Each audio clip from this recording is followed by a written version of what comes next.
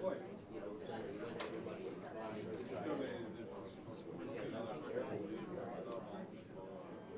nobody wanted to listen to him.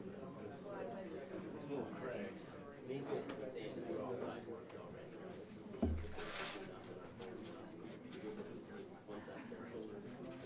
Yeah, there's that guy now. Microchips in the brains. Mais sinon, il y a des sorties là.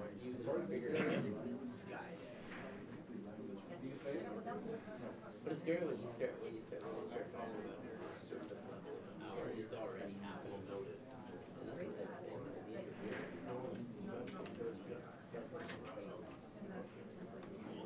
these are crazy how it's election interference. It's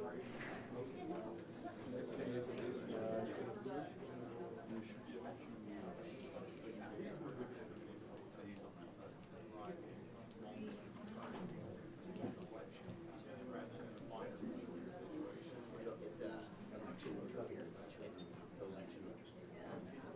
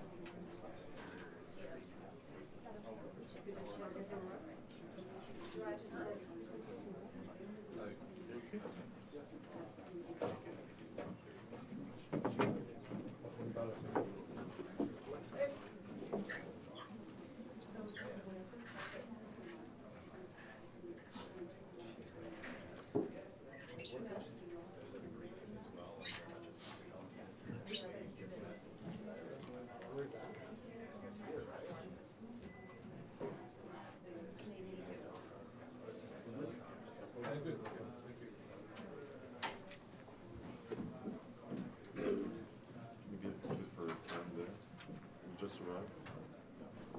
Pierre. Wow. En tout cas, Ouais, ben on commence là.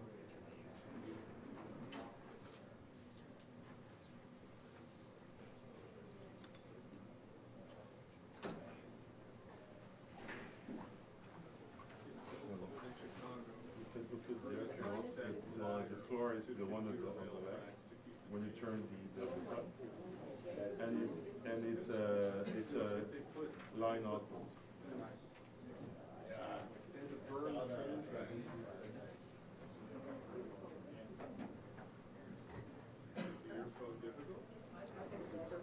You take the one to your left, you put it in your left ear.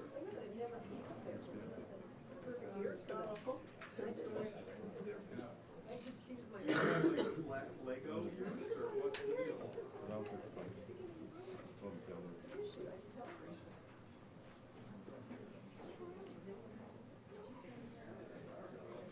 It's line up.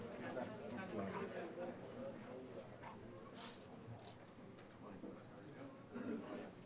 Two.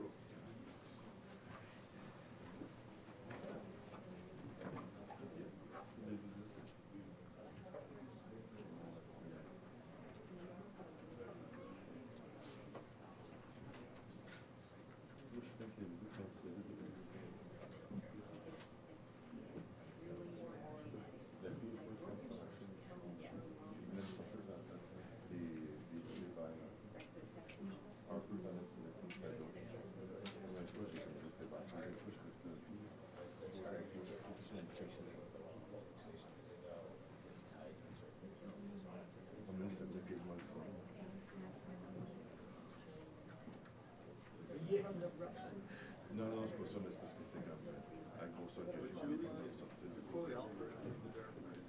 Some people just want to watch the horror. And it is in their interest to just be stable. On avait 5-6 minutes faciles avec le boss. Sérieux, en moi j'ai chronométré, c'était 14 secondes. He wasn't necessarily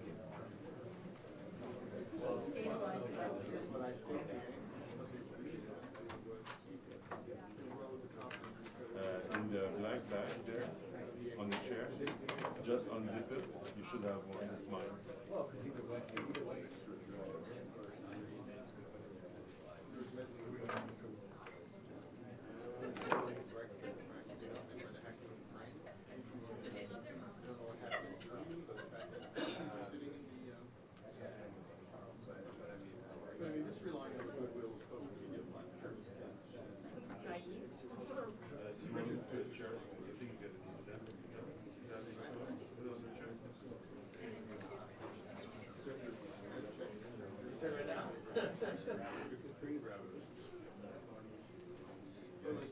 Twitter will tell you that a threat of violent rape against a woman is not a violation of the terms and conditions.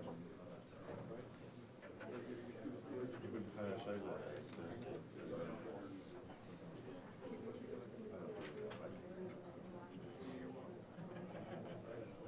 yeah.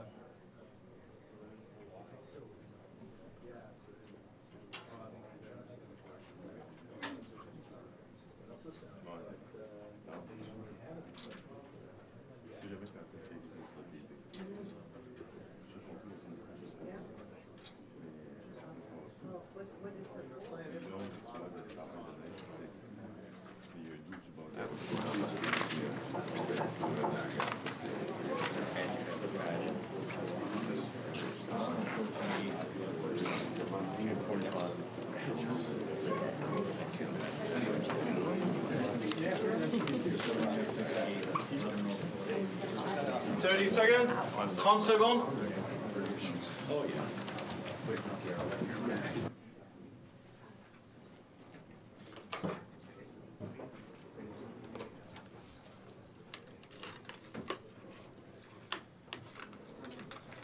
Okay, so no.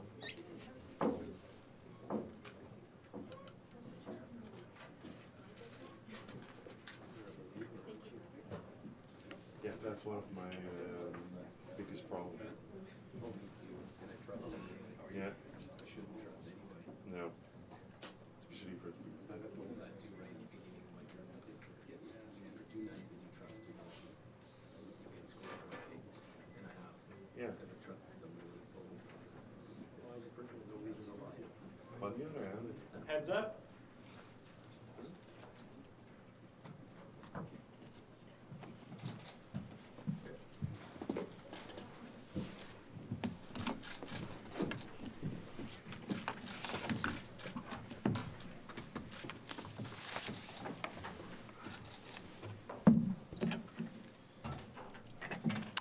Bonjour et bienvenue au Théâtre National de la Presse. Hello, welcome to the National Press Theatre. I'm Elizabeth Thompson with CBC. Today we have with us Minister Ralph Goodale, who's the Minister of Public Safety and Emergency Preparedness, the Honourable Karina Gould, who is the Minister of Democratic Institutions, and Minister of National Defence, Mr. Harjit Sajjan. And they will be talking about the steps the government will be taking to combat possible foreign interference in the next election. Afterwards there will be questions. It will be one question, one follow-up, and I will be very strict about enforcing that. Mr. Goodale? Karina is going to begin. Yeah. Thank you for joining us today. Merci d'être avec nous aujourd'hui. Canada's next federal election is set for this October. In recent years, elections around the world have been targeted by both cyber and non-cyber attacks. Allies such as the United States, the UK, France, and Germany have all experienced degrees of foreign interference in recent elections. Ces attaques malveillantes sont parfois si bien masquées qu'elles sont difficiles à détecter. Elles menacent aussi d'affaiblir notre confiance dans notre système et nos processus démocratiques. We cannot allow this trust to be broken. I want to assure Canadians that our government is prepared and has a plan to defend our election against threats. We have deliberated across many government departments, as well as with the major political parties. Nous avons discuté de la question avec de nombreux ministères fédéraux ainsi qu'avec les principaux partis politiques. First off, I must say, Canada's electoral system is already strong. Notre système électoral est reconnu à l'échelle mondiale pour son efficacité et son intégrité. Comme notre système électoral fédéral utilise des bulletins de vote en papier, il est moins vulnérable aux cyberattaques et à la manipulation des résultats. We have robust transparency requirements and political financing and advertising rules. Our Elections Modernization Act, Bill C-76, has new measures against foreign funding and advertising and new penalties for the misuse of computers to affect the results of an election. Enfin, nous avons 3 organismes de sécurité de première ligne. Ces institutions de calibre mondial s'adaptent constamment à l'évolution des différentes menaces. À titre de ministre des Institutions démocratiques, j'ai pour mandat de diriger les efforts déployés par notre gouvernement pour défendre le processus électoral contre les cybermenaces. We have been watching and learning from the experience of others, making our own assessments, and have developed a plan that will protect Canada's election. Our plan has 4 areas of action: combating foreign interference, strengthening organizational readiness, expecting social media platforms to act, enhancing citizen preparedness. Ce plan propose une approche pan-gouvernementale. To discuss efforts to combat foreign interference further, I would like to now call upon my colleague, the Minister of National Defence. Great, thank you, Karina. Our government has been working together to protect our democratic institutions and identify potential threats to our democratic process. In order to do so, we asked the Communications Security Establishment to analyze the nature and extent of cyber threats to Canada's own democratic process. The first report of its kind, CSE published its finding to that request in June of 2017. Our government believes that our democracy is strongest when all our citizens can vote without the threat of interference. By releasing this report publicly, we make all Canadians aware of the potential threats and the challenges we face as a country. As CSE concluded in its report on cyber threats, Canada's electoral system and democratic institutions are not immune to foreign interference seen in other parts of the world. In fact, it found that cyber threat activity against the democratic process is increasing around the world. It also concluded that Canada could be targeted by any of our adversaries who use cyber capabilities to try to influence the democratic process. These findings demonstrate the need for all Canadians and institutions, especially those involved in the democratic process, to be vigilant. Nothing is more important to this government than protecting our democracy and ensuring that our next election is fair and free. That is why we have a government-wide plan to prepare and respond to threats. As Minister Gould has announced, our plan includes 4 areas of actions, the first of which is combating foreign interference. The front line of our efforts to fight foreign interference is made up of Canada's 3 security agencies, including the Communications Security Establishment, for which I am responsible, and together with the RCMP and CSIS, these 3 security agencies work every day to protect Canada's national security, the safety of Canadians, and the integrity of our elections. Our security agencies also work closely with Elections Canada to protect their systems, provide security advice, and let them know about potential threats. Our national security agencies remain vigilant in monitoring the capabilities and activities of potential adversaries who may attempt to interfere with Canada's upcoming election. From an international perspective, Global Affairs Canada has also been working with partners in other democracies around the world who face similar threats to their electoral process. At the G7 summit in Charlevoix last summer, partner nations agreed to a rapid response mechanism. This coordinated effort will strengthen our ability to identify and respond to diverse and evolving threats to our democracies.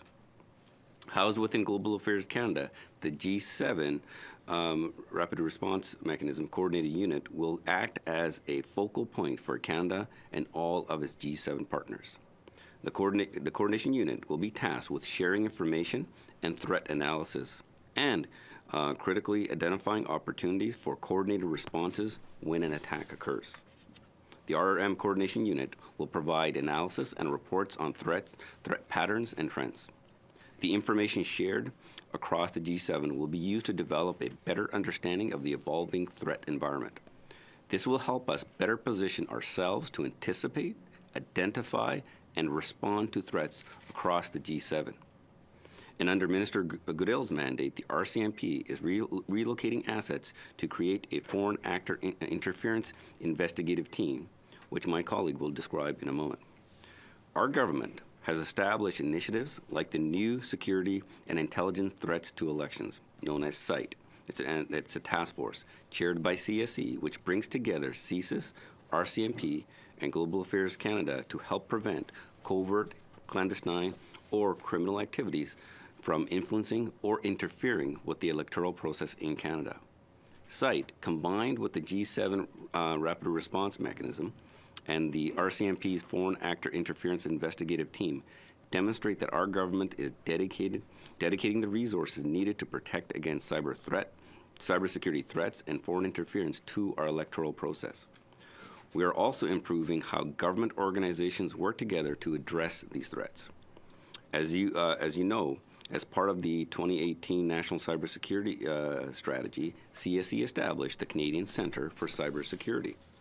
Under the leadership of Scott Jones, the Cyber Centre consolidates the cybersecurity operational units from 3 existing departments into one organization.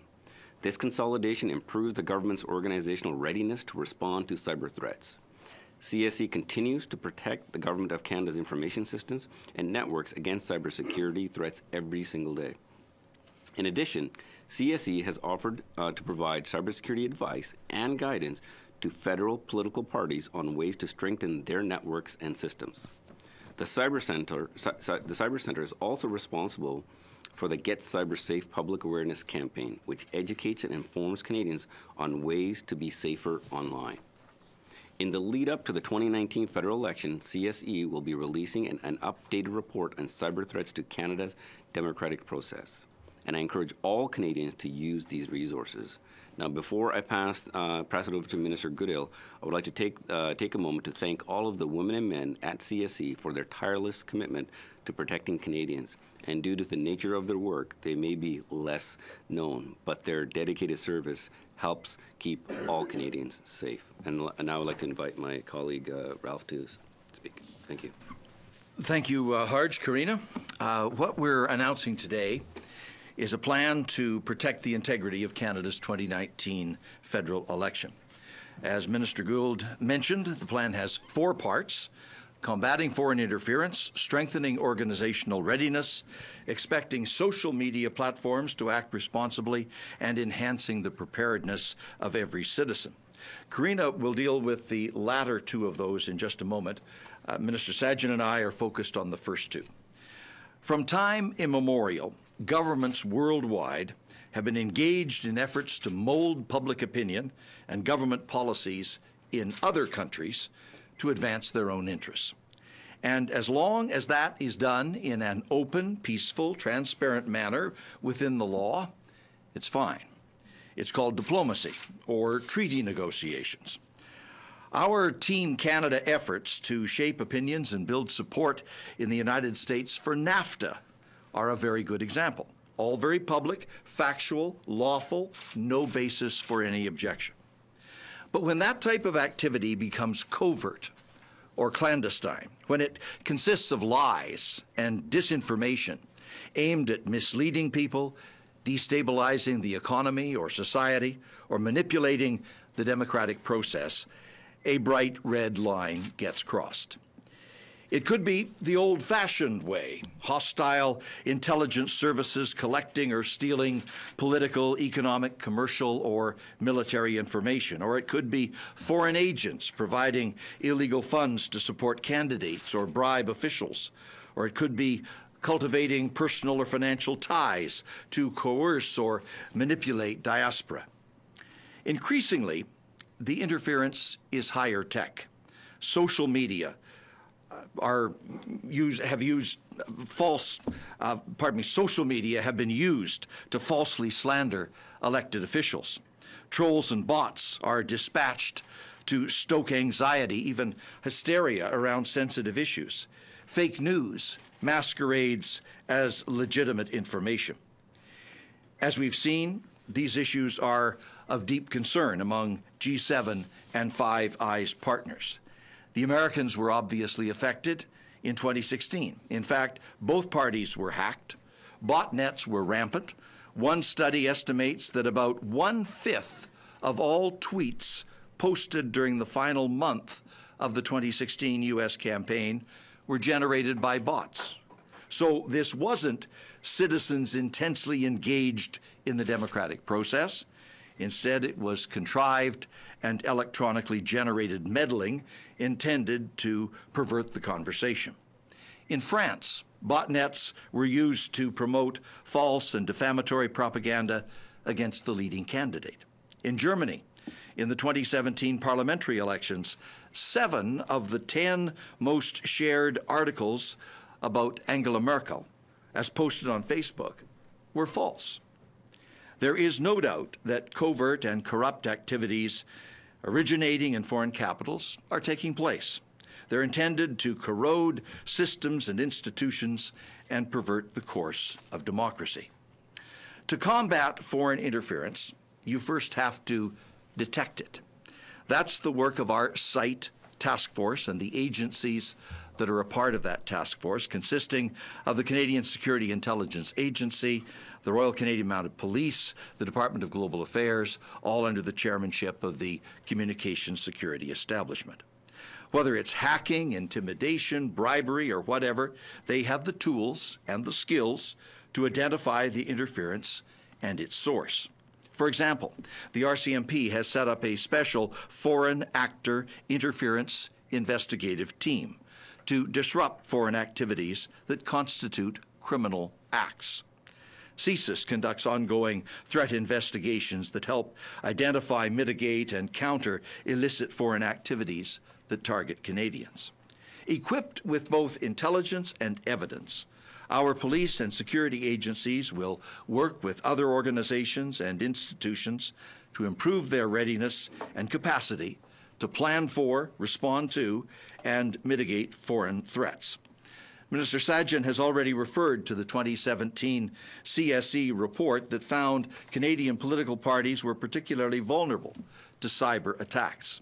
CSIS is also aware of attempts by foreign states to interfere with our political process and manipulate public opinion. All political parties have a responsibility, through best practices in their IT systems and vigilance against abuses, to combat foreign interference. We all want the parties to have the latest, most reliable information. To that end, for the first time ever, our security agencies will provide direct security briefings to key members of national political campaigns.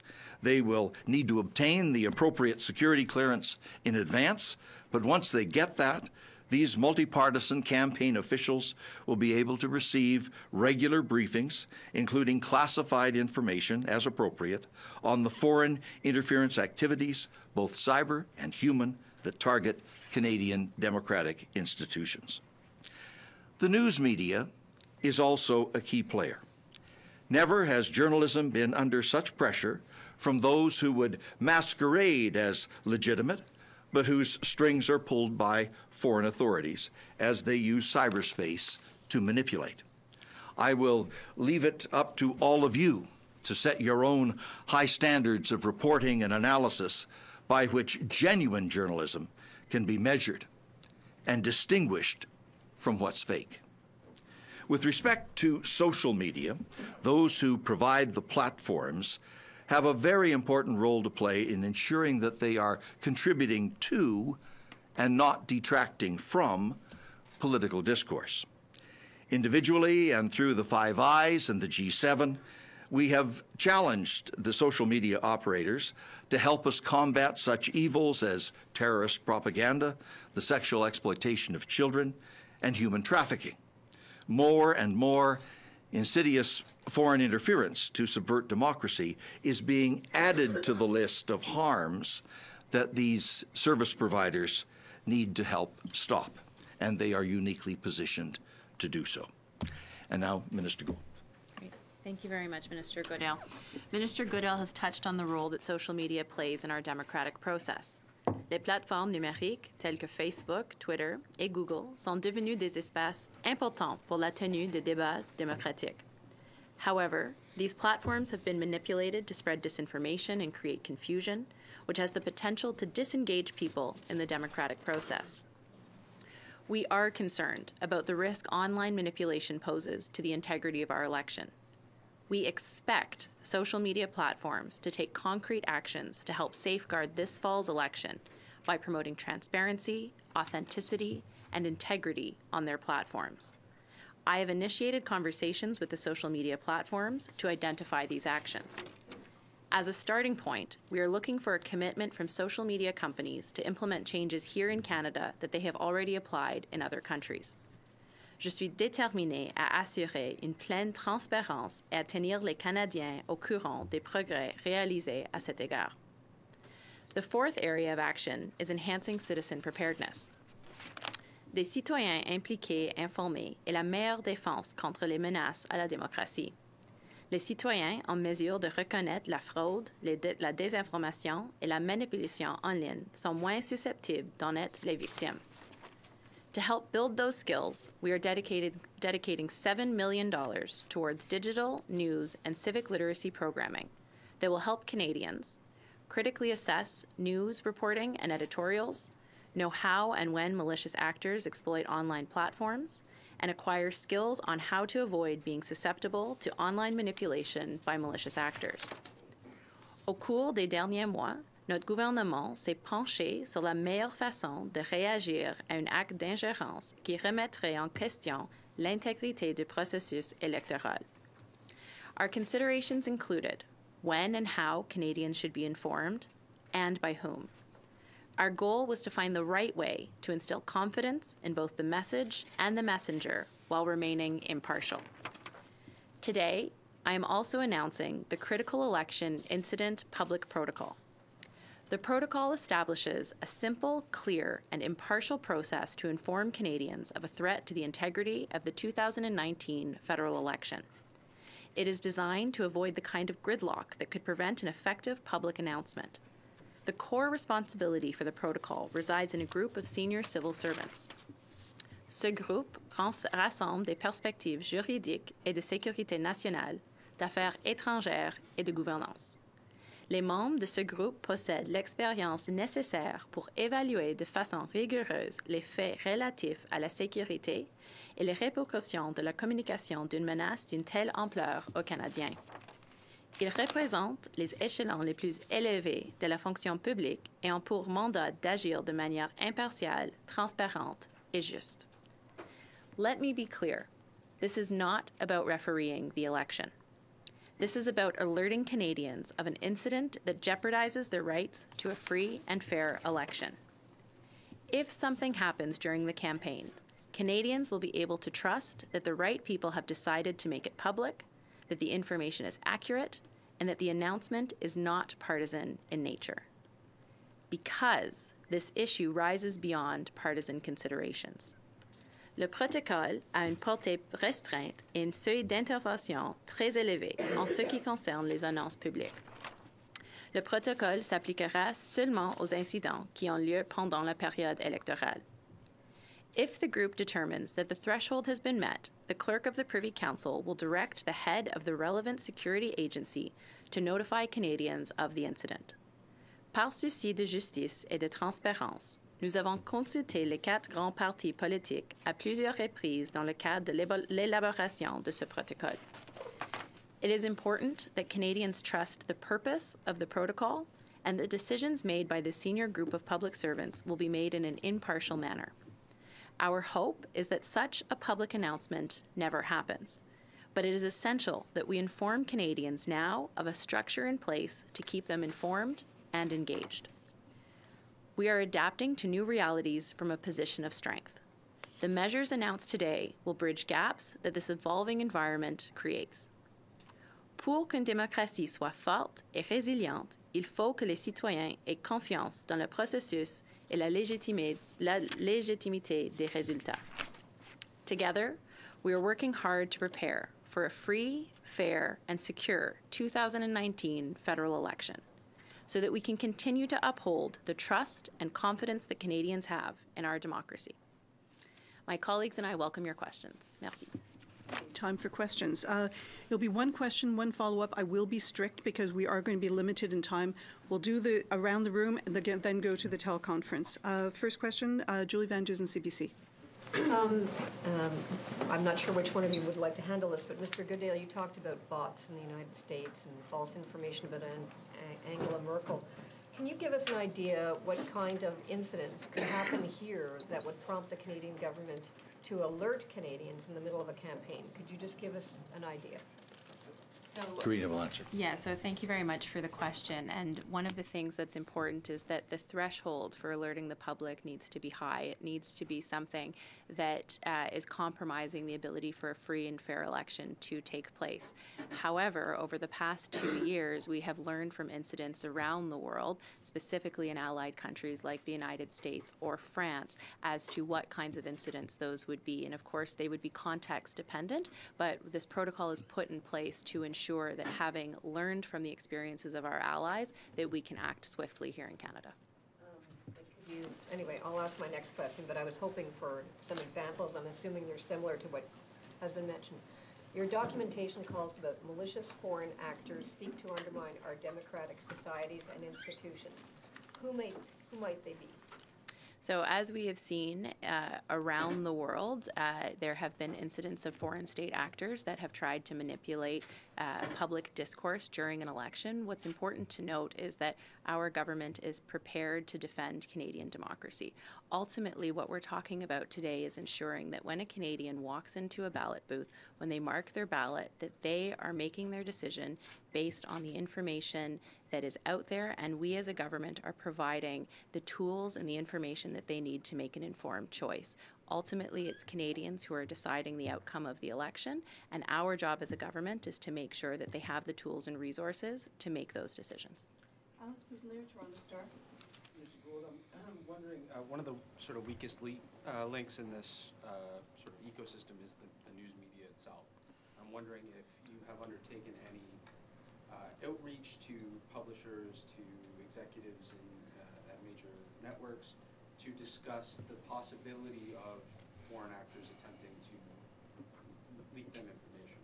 So thank you for that question. I think it's very important because obviously the media has an incredibly important role to play in protecting our democracy, and without a strong fourth estate or fifth estate, we don't have, a robust democracy here in Canada. One of the things that happened in the fall was the NATO Strategic Communications Centre came to Parliament Hill and offered a session for the Parliamentary Hill Press Gallery. It was not as well attended as one might have expected. There were some members who did come, and I think that was a good first step. Given their experience, they have asked NATO Stratcom to come back, and they have done really good work with journalists throughout NATO countries, and I would obviously encourage journalists, news outlets to engage with them on best practices in other countries, particularly our allied countries, because the media does play such an important role when it comes to how Canadians consume information. Mr. Goodale, you were federal cabinet minister in the height of the Cold War.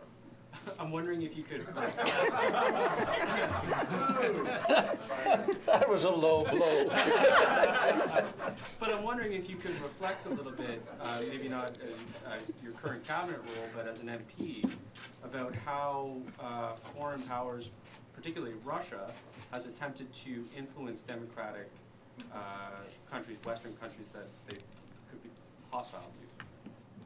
Well, a lot has changed in the intervening years. Some of the old techniques of personal influence are still used and still abound in some circles. But I think what we have to recognize in the big change in the intervening years is technology. The fact that you now don't have to be in the same room face to face with the person that you're trying to influence or manipulate. You can do that by remote means. You can do it by electronic means. You can do it by a bot or a troll. It's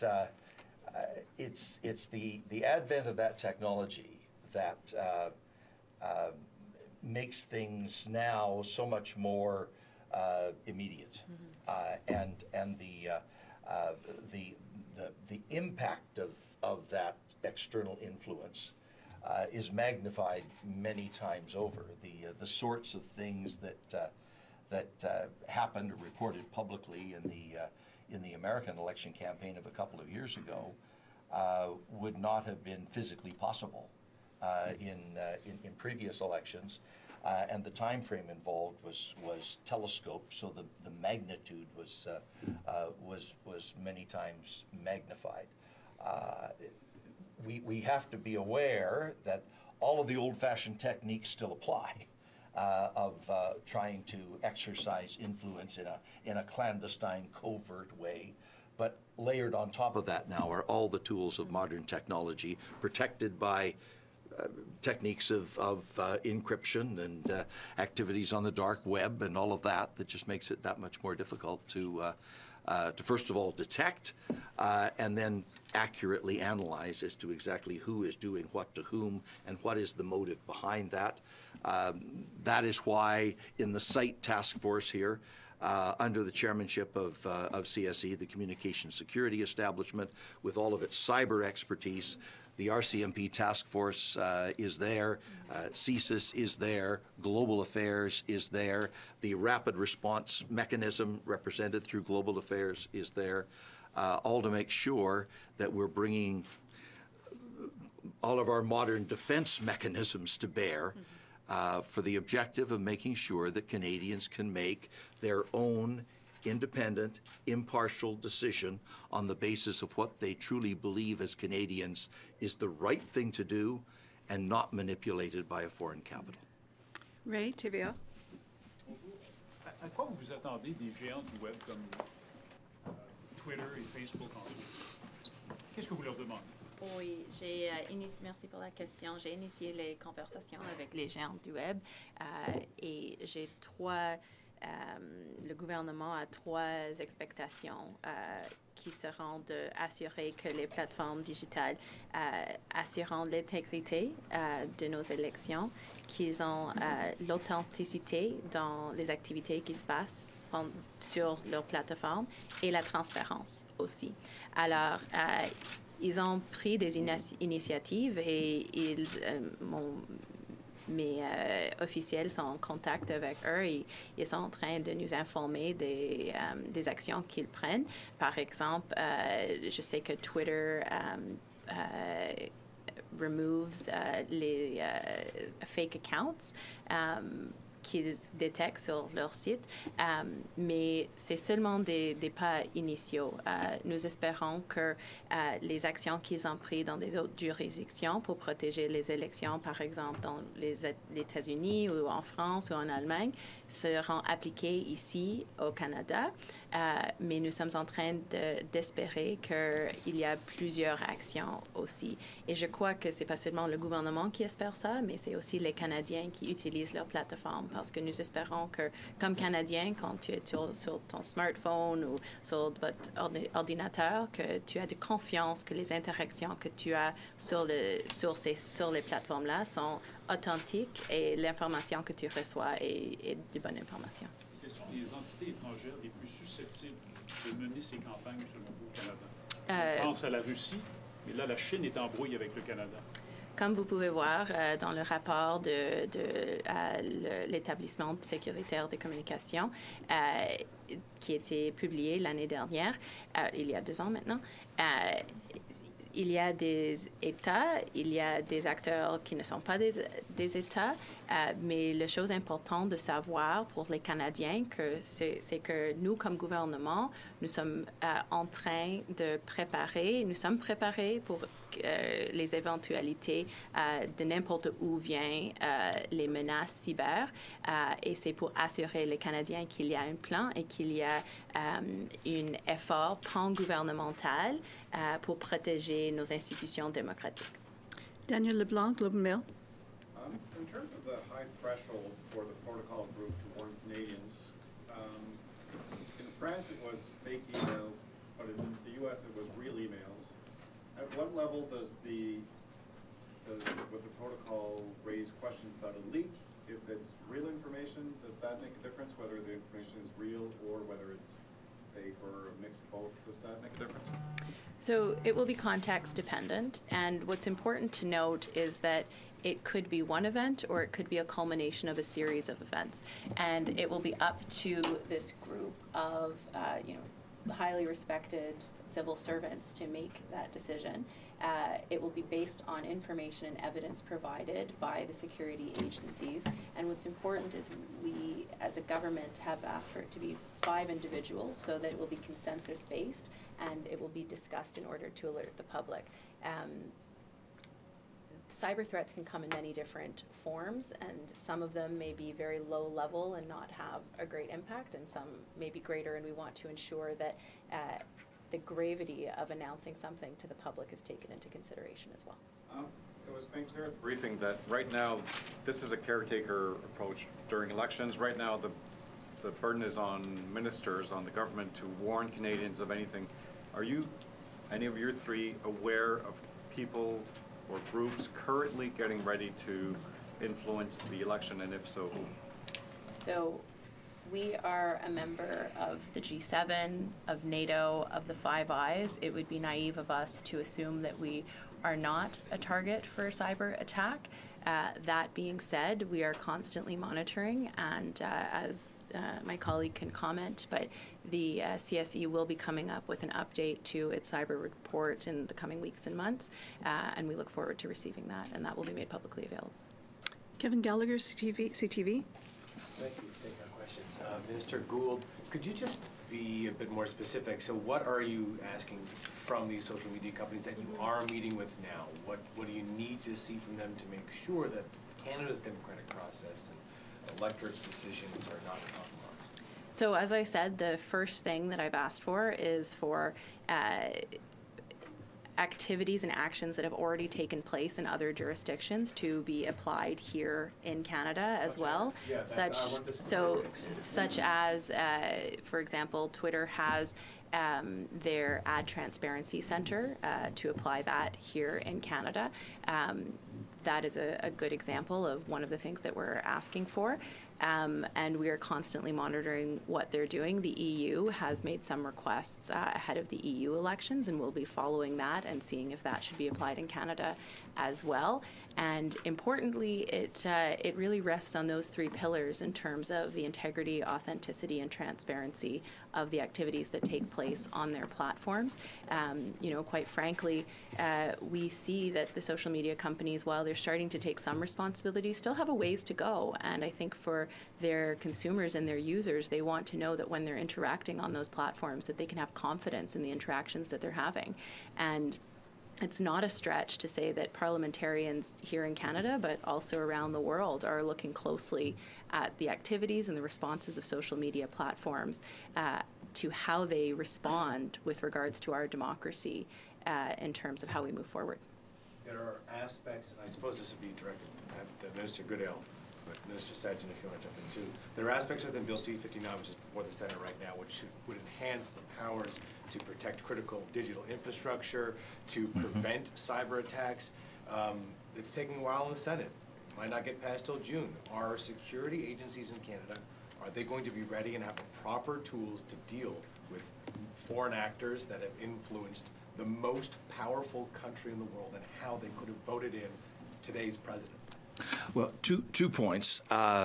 There is nothing in the plan that we have announced today that is specifically dependent on C-59. However, C-59 is a very important piece of legislation. It changes the national security architecture. Someone asked that rude question about the Cold War. When you think of it, with the passage of time, the CSIS Act was written in 1984. The fax machine was groundbreaking new technology in 1984. If you were buying a cell phone, you'd have to carry it in both hands. Technology has moved along dramatically. The flow of reports from oversight agencies like CERC, for example, and the judgments of the federal court and so forth over that 30 or 40-year period have totally changed the legal and constitutional context. C-59 addresses all of that to provide the modern framework. there are some new tools that are provided in the legislation, and there is critically a transparency imperative that is brought to bear, not just the National Security and Intelligence Committee of Parliamentarians, which was in a separate piece of legislation, but there's the new National Security and Intelligence Review Agency, the Commissioner of Intelligence, and other measures that are brought to bear in C-59. So C-59 is urgent in its own right. I am very anxious for it to receive the appropriate consideration and passage in the Senate, and we will obviously work very carefully with Senator Gould and the committee chaired by Senator Boniface to assist in the Senate's deliberation. We're anxious to see it passed as rapidly as possible. It is important for the security of Canada, but the powers and activities that we're contemplating in this package today are not specifically dependent on C-59.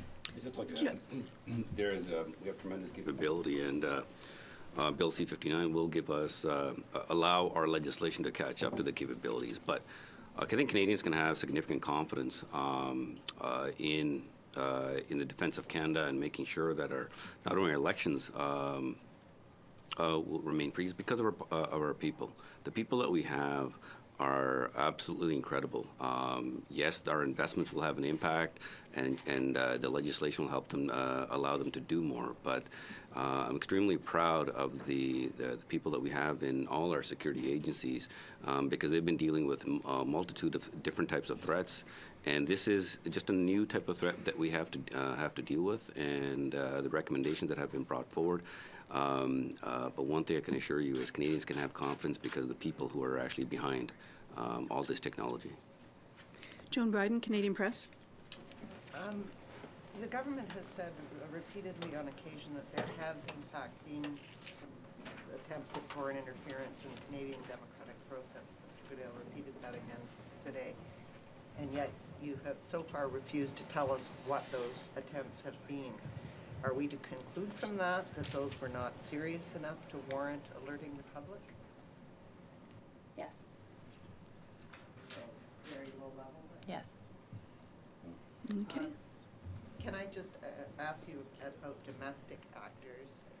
You've been stressing foreign actors through this whole press conference, and yet your officials say this is meant to apply to domestic actors as well, and some would suggest that that's probably more likely in Canada. That you're going to have malicious actors trying to influence the outcome or just be disruptive. Where do you draw a line between sort of normal political activity during a campaign in which there's a good deal of misinformation being spun around versus something that's more orchestrated and malign? Absolutely. I think that's a really important question, and it's a this space is notoriously tricky with that regard. With regards to foreign interference, it's a bit more clear-cut. One could argue that, ensuring that our elections are free from foreign interference, and that is the basis of what this announcement is today. However, there were other changes made to the Canada Elections Act in C-76 that would strengthen the investigative powers, but also the ability to apply the law through both Elections Canada and the Commissioner of Canada Elections. As I mentioned in my opening remarks, there have been new additions with regards to the malicious use of a computer. So, hacking internally is still an illegal event, and that would be monitored and enforced by the existing authorities that we have here in Canada. Also, with regards to the spread of false information, we clarified the legislation to ensure that it would be the Commissioner would be able to apply it based on the recommendations that we received from both Elections Canada and the Commissioner in the CEO's report following the last election. Also, with all-party support, we tightened the restrictions with regards to foreign funding in our political system writ large. And so there are a number of mechanisms in C-76 that will ensure the integrity of the system domestically specifically that are very important to highlight as well. And, you know, as the CSE report noted, you know, cyber attacks obviously we're focused on foreign attempts, but this could also be the result of criminal activity or, you know, so-called hacktivist groups. And if they are in contravention of the Elections Act, we have the tools and resources to be able to go after them through Elections Canada and the Commissioner, but that resides in their domain. Okay. Tom Korski, Blacklocks. Minister Gould, you're aware the Elections Act has had a fake news sanction for 17 years, and yet your government last year took this a step further. It arranged a contract with a third party through the Department of Canadian Heritage called the Public Policy Forum that, with subsidies, proposed to, in its words, expose in real time disinformation in digital media. No follow-up, but two questions for you now. What assurance can you give, because we can't get any records on this from Privy Council Office, Department of Heritage, or the Department of Justice, what assurance can you give that no federal agency or any freelancer paid by a federal agency will supervise, monitor, or interfere in election coverage or comment? And what is the bright red line between investigating Russian bots and going after coverage or commentary or chat rooms or websites or YouTube channels that say things that you don't like? So what is really important to note is that in no way whatsoever does this announcement limit Canadians' freedom of expression or free speech. What we're talking about today is foreign interference activities that try to manipulate the conversation. What we saw and what we have seen around the world is incidents where what looks like legitimate domestic actors are actually masquerading. It's actually foreign actors masquerading as domestic actors. That's not always easy to detect, and it's done specifically not to be easy to detect. As my colleague mentioned, these are, you know, covert operations to try and manipulate Canadians. What we are trying to do is, if that information is available to us as a government or to the media, to ensure Canadians have the tools to make informed choices.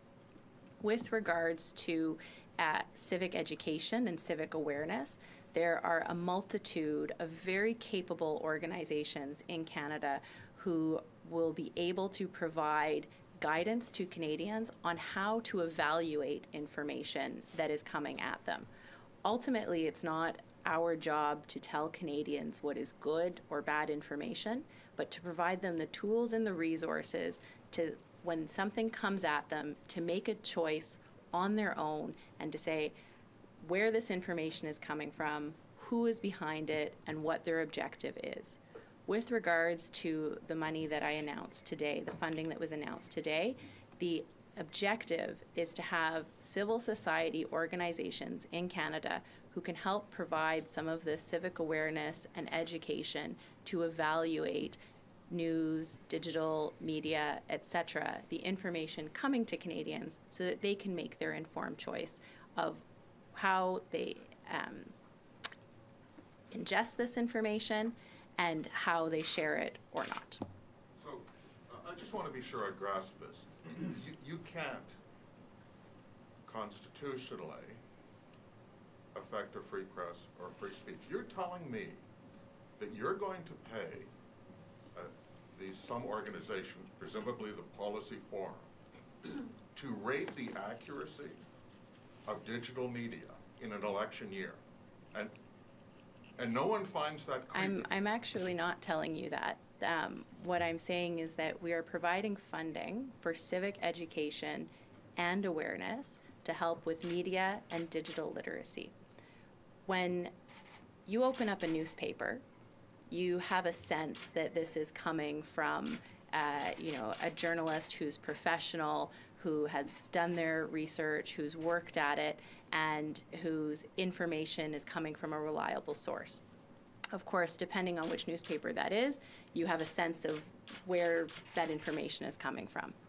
When you go onto a social media platform and you see a meme or you see a story, if it's being shared by a friend or a cousin or someone trusted, you may implicitly share that information because it's coming from a trusted source. What we think is important, and what Canadians, I believe, think is important, is to understand where that information is coming from and to have at their disposal the tools and information to be able to assess that information critically, to assess its validity, to assess the source, and then to make their own decision about how they use that information. That's what I think is important. Marie Vestelle, Le Devoir.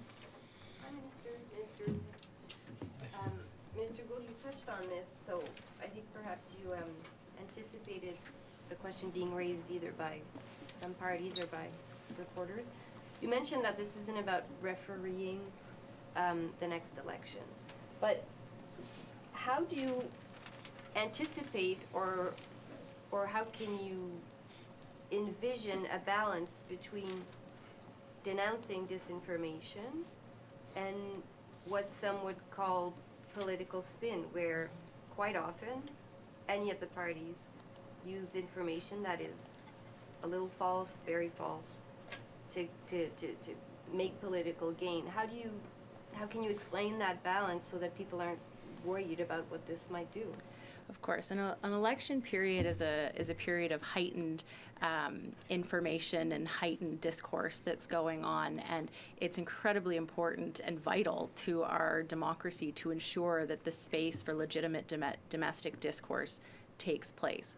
That's where the protocol would only be enacted at a very high threshold if there is evidence that foreign interference is at a moment where a free and fair election could be called into question. That's why we have engaged with the political parties. We've met half a dozen times so far. It will continue to do so. It's why political parties' leaders will have, and their officials of their choosing will have, security clearance to ensure that we're building confidence into the process. They will be alerted before a public announcement. But also importantly is that they also have a direct line to CSE should they want to seek advice or should they raise something on their own. The important part is that we're announcing this today to continue to build confidence and trust into the process so that hopefully if something arises, all implicated stakeholders will have trust in the process. But with all due respect, your officials, or the officials during the briefing recognized that it could be domestic disinformation. So it's not just foreign actors. And where is the line between a domestic actor doing misinformation for political gain and a domestic actor doing disinformation? You mentioned interfering with the election. Well, memes denouncing some politicians or capsules saying certain things about immigrants can affect an election because it can sway someone's opinion. So where is the line, and what do you say to people who worry that you're policing some information and not others? So legitimate domestic discourse is of course something to be encouraged, and I appreciate that during an election and during a writ period this is heightened. When it comes to doing things lawfully, that is of course to be encouraged. If there is a coordinated attempt to undermine the system breaking the Canada Elections Act, that is something that Elections Canada, the Commissioner of Canada Elections, and the RCMP would be seized with. Karina Roman, CBC. Another Karina. Yeah, another Karina. Spelled the same way, too. I wanted to get back to the social media for a second. You did say that they have a lot of work to do ahead of them, and I think they're notorious for not really being receptive to change or receptive to governments telling them what they'd like. So I wanted to hear from you in your discussions with them, what their response has been so far, not just concretely, but do they seem open to what you're looking for?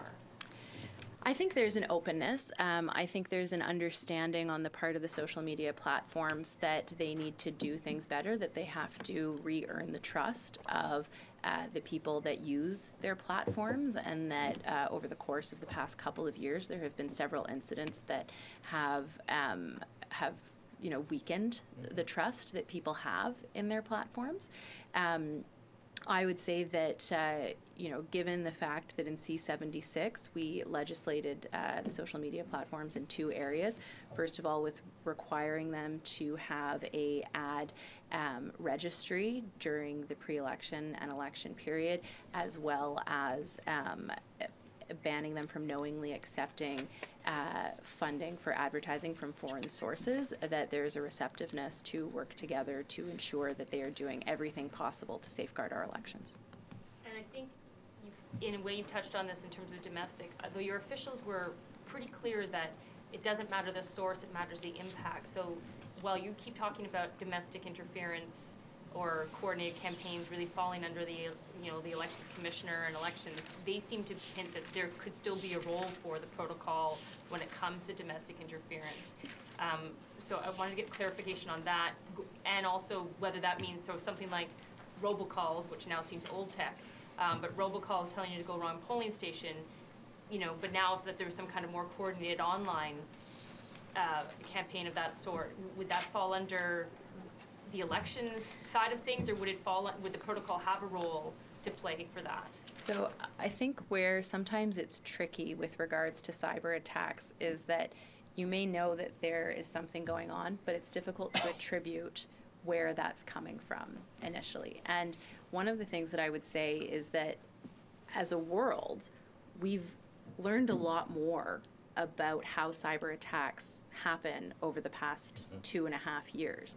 And whereas, the initial thought was simply with regards to, hacking and leaking, we now understand that there is a much deeper, and I would almost say richer ecosystem that, Minister Goodale alluded to in the dark web, but also posing as domestic sources, coordinated campaigns to try and heighten legitimate domestic issues, that's where that at the time of seeing something happen, there may not be the ability to directly attribute where it's coming from.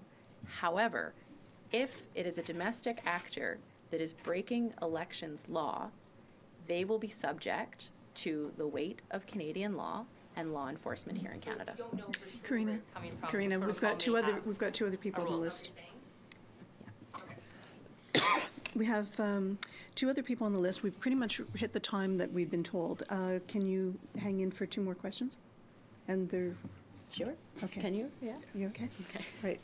Carl Duggan, Wire Report. Yeah, I just want to know, in the event of this protocol being enacted and some kind of announcement being made, what kind of follow-up actions would the government take, if any? You'd raised concerns about bots and deepfake videos. What would the next step be, if any? Or would you just tell people about it and leave it at that? I think it would be context dependent. Okay. Manon Cornelier, Le Devoir. I want to come back on Marie Vestel's question, and I will be more direct. What about false ads and information by political parties? What do you do about that? Or it's not covered?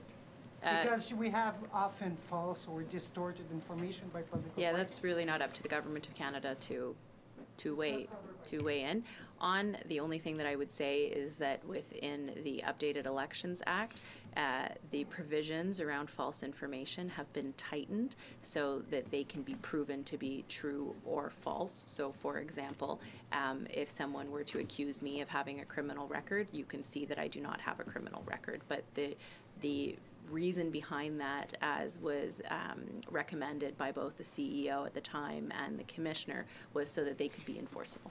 Okay, so how do the domestic actors that can That would be up to the Commissioner of Elections Canada. It would, if If a domestic actor contravenes the Canada Elections Act, they will be subject to Canadian law and law enforcement. Okay, I think we've pretty much run. Yes, Minister, if the social media companies won't agree to what you want, will you take steps to compel them? Because they have been fairly intransigent on a lot of these issues globally, because the verb you keep using is expecting them to cooperate. Are you prepared to compel or legislate or require them to cooperate? So I think, as you would have seen in C-76, we did legislate them to do two things, and we will continue to have conversations with them, and I expect that they will follow. Could I just add to that point?